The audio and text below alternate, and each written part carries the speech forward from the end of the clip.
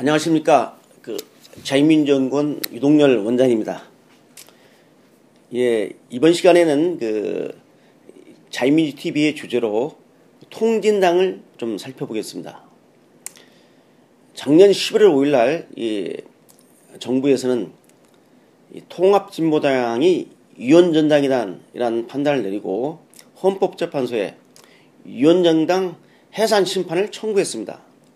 이미 1년이 지났고 이제 12월 연내에 통합진보당에 대한 헌법재판소의 심판 선고가 나올 예정입니다. 거의 임박했습니다. 그래서 다시 한번 왜 통합진보당이 해산돼야 되는지, 또 왜 위헌정당인지에 대해서 제가 이 분야를 25년 동안 연구한 저의 전문성을 가지고 제 나름대로 통합진보당의 위헌성을 밝히고자 합니다. 오늘 제가 말씀드리는 내용은 제가 올 3월 11일 날 통합진보당 해산 심판 정에서 헌법재판소에 정부 측 참고인으로 제가 출두를 해서 직접 의견을 진술한 내용입니다. 그걸 요약해서 말씀을 드리겠습니다. 우리 헌법 이 8조 사항에는 정당의 목적이나 활동이 민주적 기본 질서에 위배됐을 때 해산하도록 되어 있습니다. 여기서 중요한 게 통합진보당의 목적이나 활동이 바로 민주적 기본 질서에 위배되느냐 안 되느냐 이 문제를 따져야 한다는 것입니다. 그래서 민주적 기본 질서의 내용이 무엇이냐를 먼저 좀 살펴보는 게 순서일 것 같고요. 그 다음에는 구체적으로 어떤 식으로 통합진보당이 민주적 기본 질서에 위배되는지를 직접 목적의 유연성과 활동의 유연성을 나누어서 직접 살펴보고자 합니다. 첫째, 우리 헌법재판소는 이미 여러 차례 판결을 통해서 민주적 기본 질서의 내용을 다음과 같이 규정하고 있습니다. 이걸 제가 직접 한번 읽어드리겠습니다. 이제 헌법재판소에서는 민주적 기본 질서가 뭐라는 것에 대해서 이미 판례를 내놨습니다. 그래서 이 헌법재판소가 말한 민주적 기본 질서를 위배되는 것이 무엇인지에 대해서 좀 말씀을 드리겠습니다. 첫째는 기본적 인권 존중을 해야 할 때입니다. 두 번째는 권력 분립, 세 번째는 의회제도, 그 다음에 복수정당제도, 선거제도, 그 다음에 이 자유시장 경제를 해치는 것, 그다음 마지막으로 이제 사법권의 독립, 이 7가지를 민주적 기본 질서를 위하는 것으로 이 헌법재판소가 이미 판례에서 확인한 바가 있습니다. 이 판례는 독일 헌법재판소의 판례와 상당히 유사한데 이미 독일은 여러분 아시다시피 1952년 사회주의 제국당, 나치당이죠. 를 갖다 해산시킨 바가 있고, 또 그 다음에 1956년에 독일 공산당을 위헌정당으로 해산시킨 바가 있습니다. 그래서 정당을 해산시킨 사례가 있는 이 독일 헌법재판소가 위헌정당의 요소를 지적하고 있는데, 우리 헌법재판소도 소위 거기서 말하는 자유민주적 기본 질서를 많이 원용한 걸로 보입니다. 자, 그렇다면 구체적으로 이 통합진보당의 목적과 활동이 어떻게 민주적 기본 질서에 위배되는지를 좀 말씀을 드리고자 합니다. 여기서 중요한 것은 통합진보당의 목적이나 활동입니다. 그렇기 때문에 AND가 아닙니다. 목적 활동 두 개가 모두 민주적 기본 질서에 위배돼야 한다는 것이 아니라 목적이나 활동 중 하나만 위배돼도 정당 해산이 가능하다는 그러한 법조항입니다. 그래서 이 헌법조항을 근거해서 통합진보당의 목적의 유연성을 좀 밝혀보겠습니다. 이 목적의 유연성을 밝히기 위해서는 통합진보당이 지향하는 목표가 뭐냐? 이건 강령, 또 통합진보당이 또 표출한 각종 공식문에 나타나 있죠. 통합진보당은 강령에서 진보적 민주주의를 내세우고 있습니다. 이게 통합진보당의 지향 목표입니다. 자, 그렇다면 진보적 민주주의가 무엇인지에 대해서 밝힐 겁니다. 자, 진보적 민주주의는 정말 용어상으로는 문제가 없이 보입니다. 그러나 이 통합진보당의 진보적 민주주의는 우리가 생각하는 그런 진보적 민주주의가 아니라 바로 북한식 주체사회주의를 의미합니다. 그 근거가 뭐냐? 일찍이 해방 직후인 1945년 북한 김일성이가 진보적 민주주의에 대하여 라는 연설을 통해서 이 진보적 민주주의가 반제, 반봉건 민주주의 혁명이다.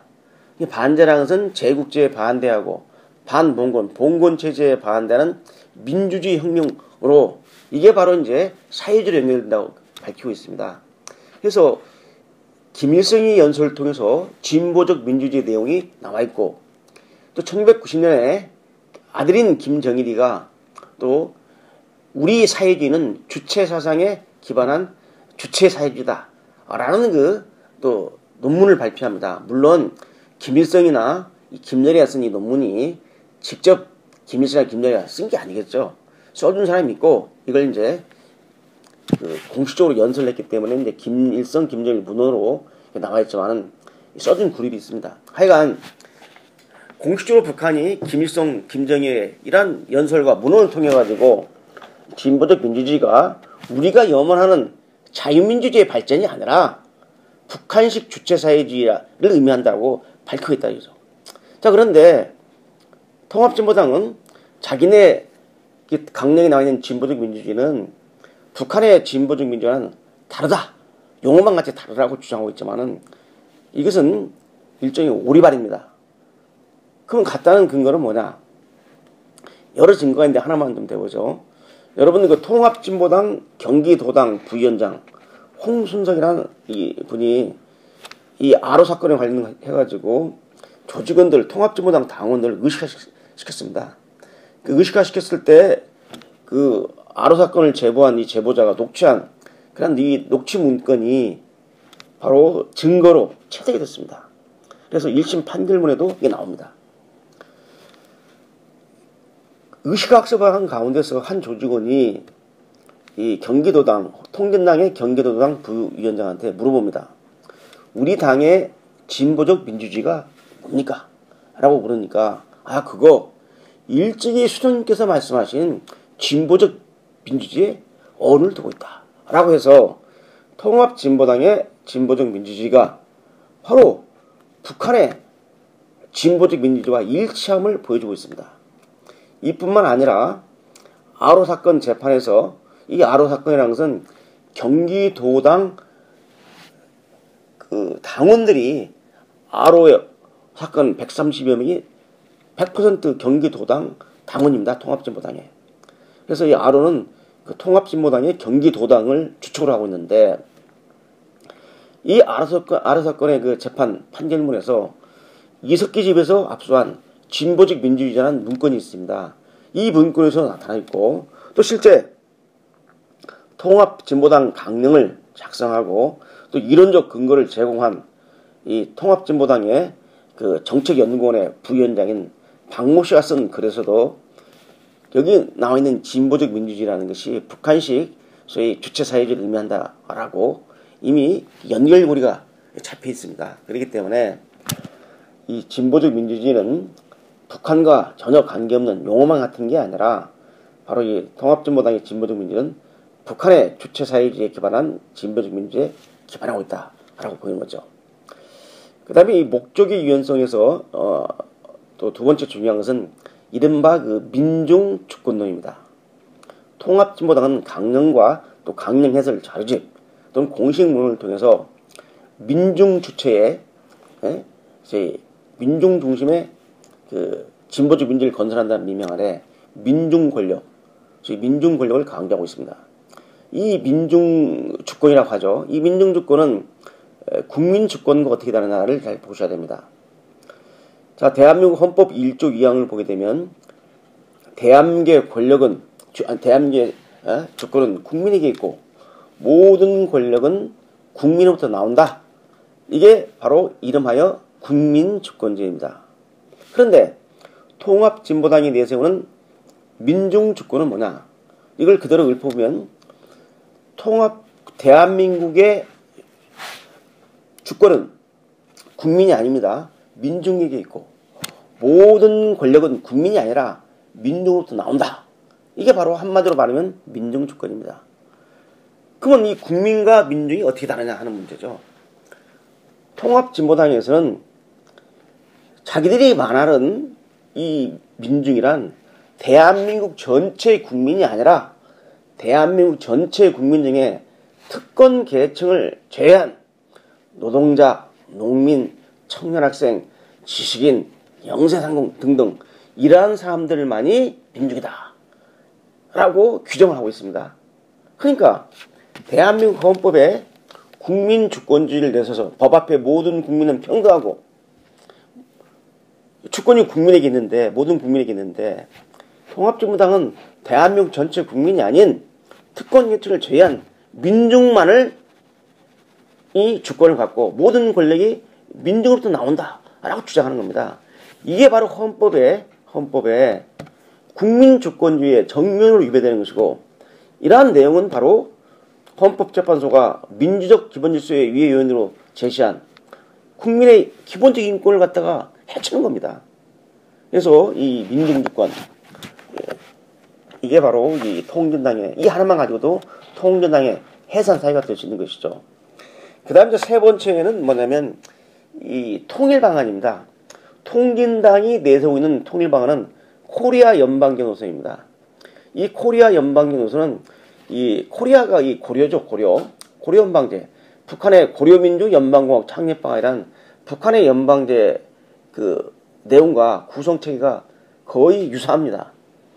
이제 북한의 공식적인 통일방안은 고려민주 연방공화국 창립방안, 일명 고려연방제고 통합진보당의 그 통일방안은 바로 코리아 연방제입니다.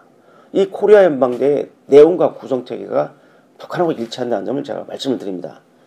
시간이 제약됐기 때문에 다 말씀드릴 수는 없고 자 그래서 이 외에도 많이 있지만은 대표적으로 통합진보당의 진보적 그 지향목표인 진보민주주의가 북한의 주체사회주의를 의미해서 대한민국의 헌법 국가인민의 헌법정신 자유민주주의에 위배된다는 것이고 두 번째는 통합진보당이 국민주권이 아닌 민중주권을 채택해서 대한민국 헌법 1조 2항을 위배되고 국민의 기본적인 인권이 위배된다는 것입니다. 세 번째, 대한민국 헌법은 평화통일을 채택하고 있는데 바로 통진당의 그 통일 방안인 코리아 연방제는 북한식 위장 적화 통일 방안이기 때문에 이 헌법 조항에도 어긋나는 것이죠. 이러한 그 목적의 유연성이 있다는 것을 말씀드립니다. 그 다음 두 번째는 통합진보당의 활동의 유연성입니다. 이 통합진보당의 활동의 유연성을 입증하기 위해서는 통합진보당의 그 통합진보당 차원에서 어떠한 대중적 활동을 했는지 어떠한 투쟁을 했는지 뿐만 아니라 통합진보당의 주요 구성원인 당원들이 어떤 활동을 했는지까지를 포함하는 겁니다. 이 독일 헌법재판소에서는 사회주의 제국당과 독일 공산당을 해산시킬 때 바로 통합진보당의 공식적인 행사뿐만 아니라 통합진보당의 구성원인 당원들의 활동도 그 정당 해산의 그 활동의 유연성에 포함을 시켰습니다. 따라서 통합진보당 차원의 활동뿐만 아니라 통합진보당의 주요 구성원 또 통합진보당의 당원들의 활동도 바로 그 유연적 판단의 근거가 될 수 있다는 점을 밝힙니다. 첫째, 통합진보당은 우리 헌법에 나와 있는 정당을 민주적으로 운영해야 된다는 이 원칙에 위배되고 있습니다. 여러분 그 통합진보당의 중앙이라든지 또는 비례대표 경선할 때 부정 선거를 한 이런 내용들은 당내 민주주의를 위반하는 것입니다. 네, 그래서 이 통합진보당의 이 활동의 유연성은 바로 이 정당 민주주의, 당내 민주주의에 위배되고 있다는 것을 말씀드렸고 그 근거는 뭐냐면 지난 19대 국회의원 선거 비례대표 당내 경선 부정이라든지 또 작년 중앙위원회에서 직접 폭력을 행사하고 한 것들이 당내 민주주의에 위배된다는 것이죠. 그 다음 두 번째, 통진당 활동 유연성은 뭐냐면 통진당이 그동안 구호를 내세우면서 또 목표를 각종 투쟁 과제를 투쟁한 내용들을 보게 되면 북한의 대남 혁명 노선, 대남 혁명의 핵심적인 투쟁 노선과 일치한다는 점입니다. 주한미군 철수라든지 국가보안법 철폐라든지 또는 아까 말씀한 연방제 통일 같은 거, 이 외에도 그다음에 뭐 제주 해군기지 건설 반대, FTA 반대, 이렇게 북한의 주된 대남 혁명 노선과 입각한 투쟁 노선을 가지고 주로 투쟁을 해왔거든요. 이러한 내용들이 바로 북한과 일치하고, 이것은 바로 북한의 대남 혁명에 동조하는 것입니다. 그다음 세 번째는 이 통합진보당과 관련된 각종 이 간첩 사건, 연루자들이 직접 현재 통합진보당의 지휘부를 상당수를 차지하고 있습니다. 여러분, 통합진보당의 전신인 민주노동당 때도 마찬가지였지만은 현재 통합진보당의 상당수 지휘부에는 각종 간첩 사건에 연루된 사람들이 바로 이 통합진보당의 지휘부를 구성하고 있죠. 예를 들면은 여러분 아시겠지만 최근에 있었던 왕재산 간첩단 사건이라든지 또는 1심의 간첩단 사건 또는 민주혁명당 사건, 이러한 대표적인 간첩단 사건의 연루자들이 바로 이 통합진보당 내에서 지금도 활동을 하고 있습니다. 이 사람들의 활동은 이미 대법원의 확정 판결에 의해서 바로 대한민국을 유토롭게 하는 이러한 일을 했기 때문에 국가보안법 등 법으로 이미 확정 판결을 받았다가 지난 정부 시절에 이러저러한 이유를 들어가지고 이런 분들이 사면복권 되신 분들이거든요. 그러면 이제 자기의 과거의 이러한 반국가적 활동을 깊이 뉘우치고 자유민주 체제 발전을 위해서 노력하면은 과거의 그러한 반국가적 활동 경력이 무슨 문제가 되겠습니까? 그러나 과거의 반국가 이적 활동을 민주화 운동이라고 그걸 갖다가 도리어 자기 경력으로 내세우고 여전히 이러한 친북 반국가 이적 활동을 하고 있기 때문에 문제입니다. 그래서 이 통합진보당의 구성원들이 특히 제일 마지막 핵심은 RO입니다. 통합진보당의 실세인 이석기 의원과 또 이 이석기 의원이 지하에서 움직인 이 RO라는 조직인 통합진보당의 공식인 기구인 경기도당을 기반으로 하고 있습니다. 그래서 이 통합진보당의 당원들, 주요 핵심 성원들이 대한민국의 내란을 선동하고 소위 국가보안법 위반 혐의를 받아서 2심까지 유죄가 인정된 상태입니다. 대법원의 확정 판결만 좀 남아있는데 이러한 RO의 활동 같은 것도 바로 통합진보당의 활동의 유연성을 입증하는데 결코 적지 않는 요소가 되는 겁니다.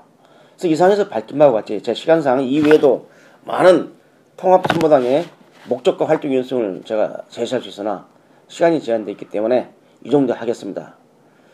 대한민국 국민들이 앞으로 곧 임박할 헌법재판소의 통합진보당 유연심판 선고에 대해서 지금 주목하고 있습니다. 대한민국이 최초로 시도하는 유연정당 선거에 대해서 헌법재판관들이 대한민국 헌법 정신에 기초한 올바른 판단을 내릴 것으로 기대하며 우리는 겸허하게 헌법재판소의 유연정당 심판 결과를 지켜봐야 할 것입니다. 여러분 감사합니다.